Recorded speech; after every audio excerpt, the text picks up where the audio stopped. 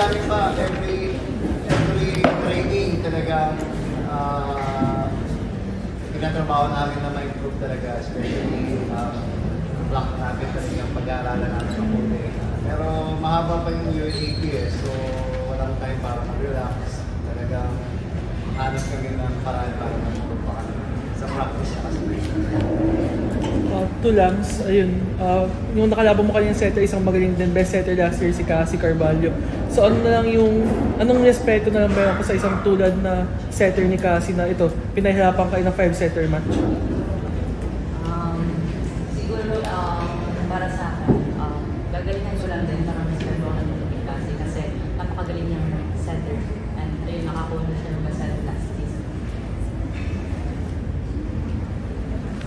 Pero may mga moments nung game kanina na na-engage mo yung crowd for you, na-hype mo sila.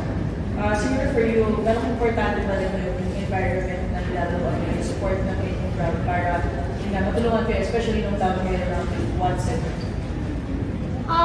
Hindi naman siya ganun nakaka-apekto talaga sa amin. Pero parang dagdag lang siya sa namin, sa nakaka-boost siya ng energy namin.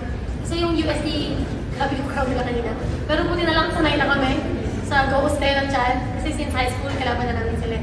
So yun, I'm very thankful lang sa mga supporters namin kasi kahit na yun, down kami ng 2 set, hindi namin naramdaman na parang naisip nila na matatalo na kami. So ganoon din kami, binabalik lang namin kung ano yung support na nagbibigay sa amin nung any community, pinagtatrabawan namin para may panalo namin yung games para sa amin at para sa kanila.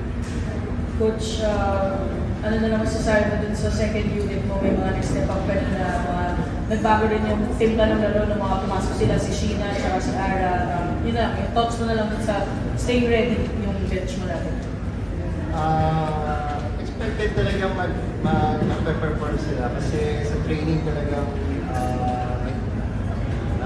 double time din sila, talagang ready rin sila kasi nga pareho naman yung ginagawa ng mga players. So, trabaho nila talagang pinasok sila, magtrabaho sila ng part nila. So, happy kami kasi mag-perform. Yun nga, sweet and you swept the first round again. Para sa'yo, what does it say na ganito ka-dominant pa rin yung you in trying to defend your girl? For me, hindi siya naging madali. Katulad ko ngayon, muntik na. So, para sa amin lang naman, kailangan yung eagerness namin sa paglalaro. Andun lagi. And, hindi naman namin siya in-expect na masisweep namin yung first round. Kasi, at the end of the day, ang goal lang naman namin is mag-champion. So, one game matatime lang kami. Matalo man, manalo. Basta yung goal namin is nandun kami dapat sa dulo.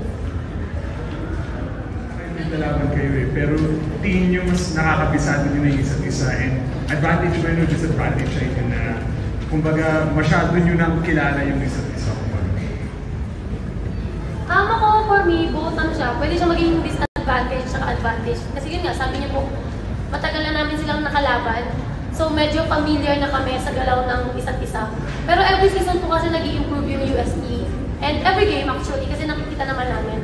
Lalo na kanina, meron kaming mga nakita in-game na hindi namin nakita before sa mga previous games nila.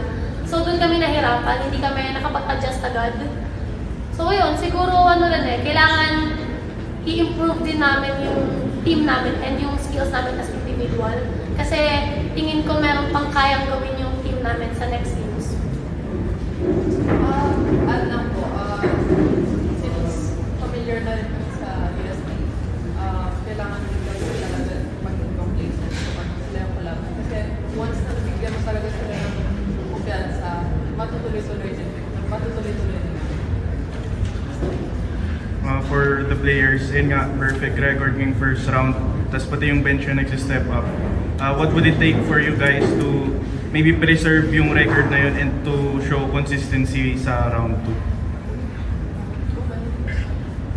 Para sa akin po, wag lang po kami maging complacent and maging mindset na kami sa kung ano talaga yung goal natin.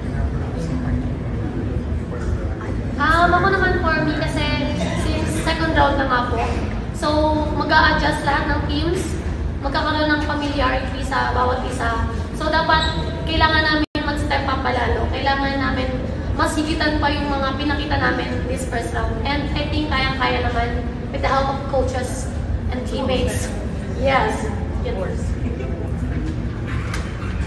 Kaya pa,